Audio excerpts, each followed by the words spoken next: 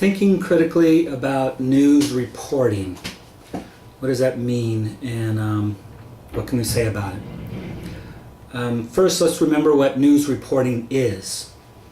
The way I like to describe it is, if you listen to the last video, you know a little different than at least a common description that I hear. What I often hear is that news reporting presents just the facts.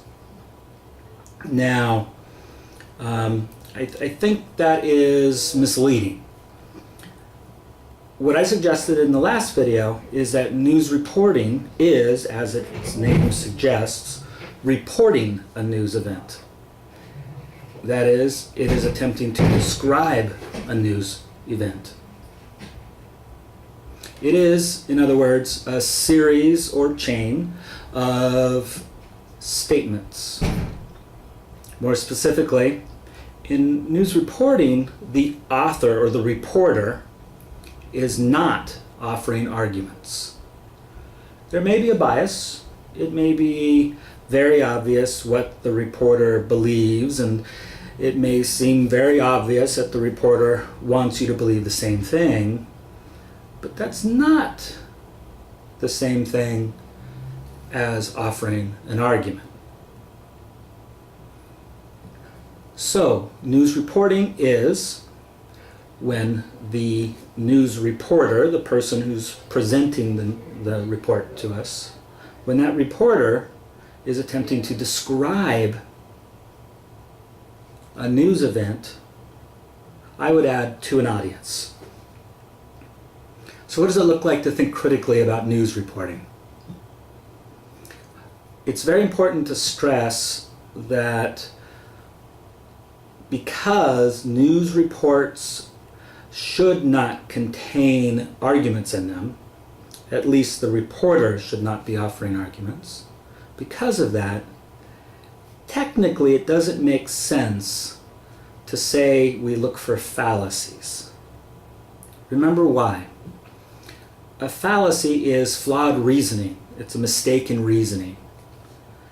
And so as a result, you're only going to have a fallacy if we have an example of reasoning, if we have an argument with a premise or premises, and those premises are fallacious. They are attempting to justify a conclusion, but they're doing so fallaciously. Well, news reporting doesn't attempt to justify a conclusion. It just describes whatever the topic or event is. So it may seem like merely a technicality to say that reporting doesn't contain fallacies, but it isn't a technicality. It is, I think, in the long run, a very important point. A way I like to think about thinking critically about news reporting is to think of it this way. When I read a report, this series or chain of statements, I'm trying to identify the different claims, the different statements in there, pieces of information, and then I'm going to ask myself whether or not I would be guilty of a fallacy if I reached a conclusion about whatever the topic is. If I then gave an argument, if I reached a conclusion using this information in the report, would I be making a fallacy? So for example, let's say you read a news report and there's a sentence in it that contains a weasel word. Technically, the reporter isn't guilty of a fallacy, but the reporter is guilty of giving you vague information. And I, or you, would be guilty of a fallacy if one of us used that vague information to reach a conclusion. Or there may be information, let's say it's an article about a law, and the article contains some information about the politician who sponsored the law. Now, this information has nothing to do with the law itself, but it may mention that the person's under some investigation or something. If that information about the lawmaker, if it's not relevant to the topic at hand, the law, then it's not that the reporter is guilty of, say, a personal attack or poisoning the well. But if I use that information about this lawmaker and I reached a conclusion about the law, I would be guilty of a personal attack or poisoning the well. And I want to avoid that. The reporter is guilty of giving us information that's irrelevant to the topic at hand.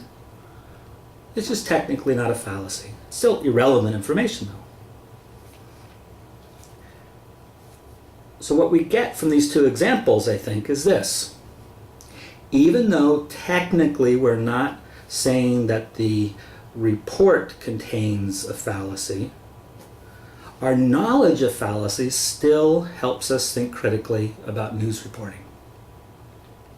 Our knowledge of fallacies such as weasel words or euphemisms or hyperbole, our knowledge of fallacies such as two wrongs make a right, such as appeal to tradition or appeal to novelty, our knowledge of these fallacies can, when we read, listen to, watch a news report, knowledge of these fallacies can help us recognize which information in the report is going to help us reach conclusions about the topic.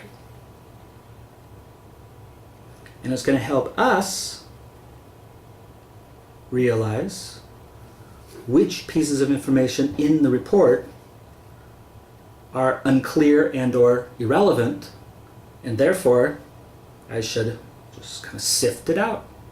Because if I use that information to reach a conclusion about the topic, I'd be guilty of a fallacy.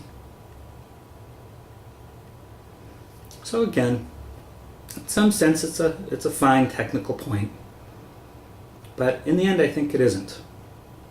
In the end, I think it's important to acknowledge that the goal here is to make sure that each of us avoid fallacies.